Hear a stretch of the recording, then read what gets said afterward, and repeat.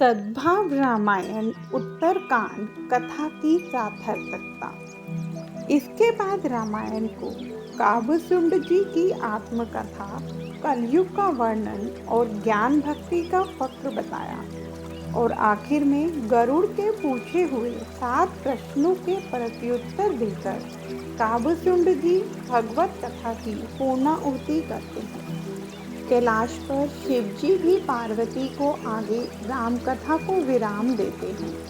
प्रयाग में त्रिवेणी के तट पर याज्ञवल्क्य जी ने कथा पूरी की या नहीं, यह नहीं बताया है। वह कथा तो त्रिवेणी का प्रवाह चलता रहेगा, तब तक चलती रहेगी। और सरयू के तट पर तुलसीदास जी भी रामचरित्र की पूर्णाहुति करते हैं। भगवत कथा को विराम देते हुए अपने मन को श्रोता बनाकर तुलसी जी कहते हैं, पाई न कही गति पतित पावन, राम भजी सुनु सठ मना, गनिका अजामिल ब्याद गिर, गजादी खल तारे घना। हे मूर्ख, मन पतित पावन राम को भजने से किसे सद्गति नहीं मिली। एक दृष्टांत तो बना। गनिका, अजामिल, ब्याद, गिद्ध, गज आदि अनेक खलों का उन्होंने उद्धार किया है।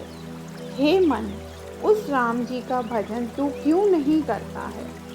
कथा के प्रारंभ में ही तुलसीदास जी ने कहा है कि यह कथा केवल स्वांतः सुखाए, मैं अपने सुख के लिए लिख रहा हूँ। पर संत स्वार्थी नहीं होते। अपने कमरे में ही प्रकाश जलता हो तो संत खिड़की बंद नहीं करते। कदाचित खिड़की में से 2 किरणें बाहर निकलें और अंधेरे में भटकने वाले को उससे मार्ग मिलता हो तो संत खिड़की खुली रखते हैं।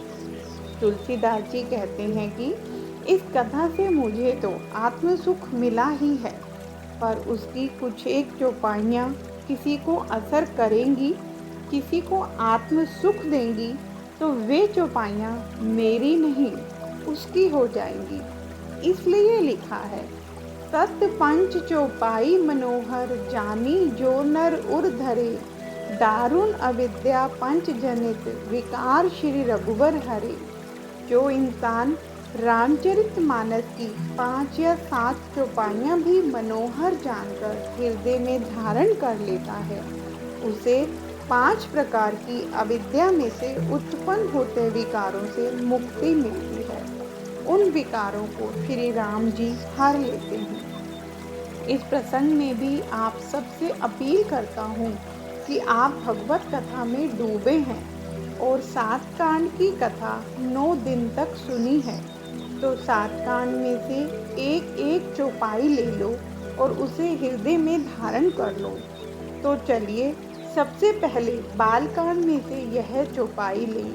सिया राम मैं सब जग जानी, करो प्रणाम जोरी जुग पानी। जगत में जितने भी जीव रहते हैं उन सबको सीता जी और राम जी का रूप मानकर मैं दोनों हाथ जोड़कर प्रणाम करता हूँ। जगत को हम सीताराममय माने, सब में सीताराम का दर्शन करें तो बालकांड सफल है। अब अयोध्या में से यह एक चौपाई लीजिए। रघुकुल रीत सदा चली आई, प्राण जाई और वचन न जाई। रघुकुल की यह परंपरा पहले से चली आ रही है कि प्राण जाए पर वचन न जाए। हम प्रतिज्ञा करें कि भले ही प्राण निकल जाए पर वचन से नहीं डिग जाएंगे। हम ऋषियों की संतान हैं, वचन भंग कभी भी नहीं करेंगे। इतना करें तो अयोध्या कांड सफल है। आइए अरण्य कांड से एक चौपाई लें। अस अभिमान जाई जन भोरे, मैं सेवक रघुपति पति मोरे। हे प्रभु, ऐसा कीजिए कि मेरे मन का यह अभिमान कभी भूले से भी दूर न हो कि मैं राम जी का सेवक हूँ और राम जी मेरे स्वामी हैं। मैं राम जी का पुत्र हूँ, मैं गंगा पुत्र हूँ, हिमालय की संतान हूँ, ऋषि के देश का हूँ।